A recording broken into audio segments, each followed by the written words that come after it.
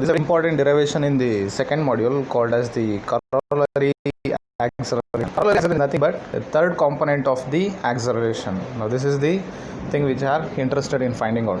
Now any normal acceleration, we know that it will be having a normal component and it will be having a tangential component, and the third component is your corollary component. Now let's learn what you mean by this corollary component here. Now consider this binary link OA. Now this is the binary link, that is nothing but it is OA, right? Now when the OA is having a displacement, angular displacement d theta, it assumes a new position OA dash. Now from OA it takes the new position OA dash here. Okay, now the displacement undergone, the angular displacement undergone is theta. Now if it is undergoing angular displacement, the acceleration is nothing but the angular acceleration, we know that it is given by omega, right? Now this is with respect to the link OA. Now also on this link OA, let's consider a point B on which we will be having a slider.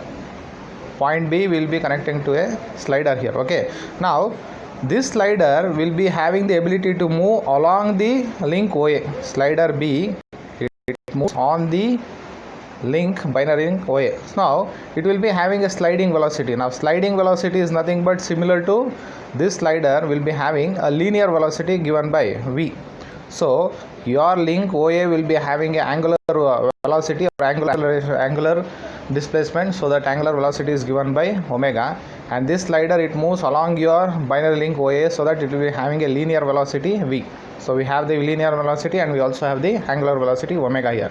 Now these are the two velocities which should be remembered. Slider will be having a linear velocity given by V, and the link OA will be having an angular velocity given by omega. These are the two velocities associated with this particular binary link, and as well as the slider on the link here. Now the link OA, it moves to a new position, that is OA dash, so that the slider B, it moves to a new point E here. Now from B it moves to a point E.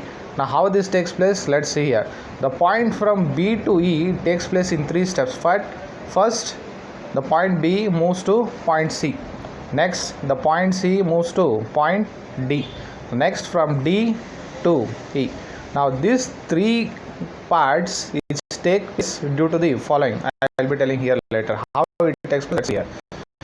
Now B to C, it takes place due to the rotation of the link OA, that is nothing but due to the omega, and from C to D it takes place due to the linear velocity V of the slider here. Okay, and last from D to E it takes place due to additional acceleration, that we will be calling it as the corollary acceleration. Okay, now we need to find an expression for this corollary acceleration, that is nothing but because of this DE. Now to find this DE, this arc DE, we will be using this one. Arc length DE, I will be taking it as, let's zoom it a bit, I will be taking it as arc F minus arc FD. Okay, now from the diagram you can refer that one. Arc EF is equal to, arc EF, the whole length, minus FD, that gives you the length of DE. And also we will be from the diagram we will be giving the geometrical relation between FD and BC here. Okay, now this is the relation. Now next step what I will be doing, I will be replacing this FD with BC.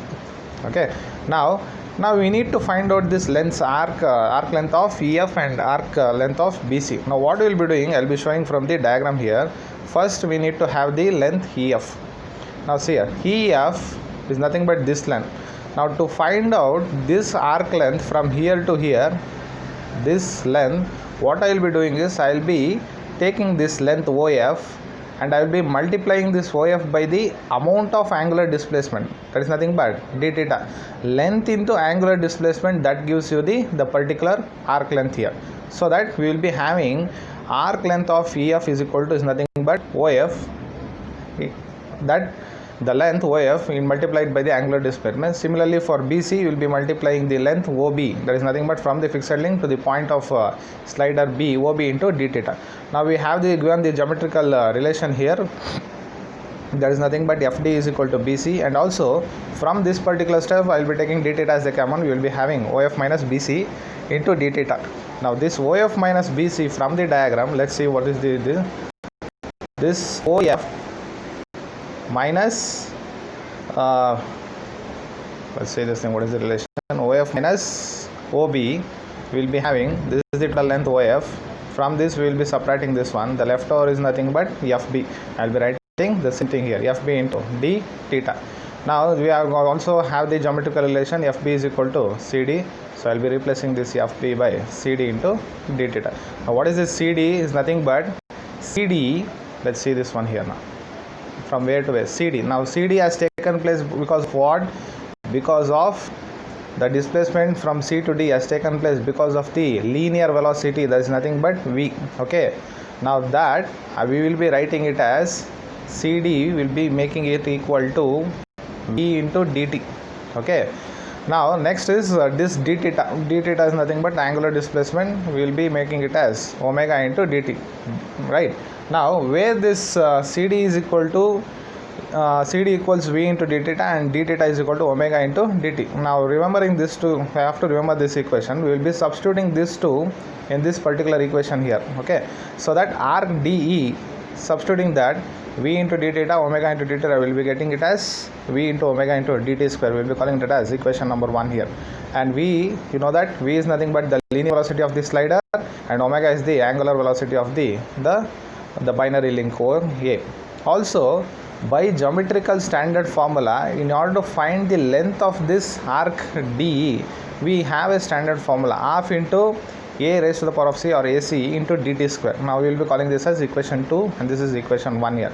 Now equating equation 1 and 2, the RHS part, we will be having this 2, so that dt square and dt square get cancelled, we will be left over with AC. We are interested in finding out the acceleration, the corollary component of acceleration, that is nothing but AC. On rearranging, we will be getting this one, very important derivation. Just go through this one.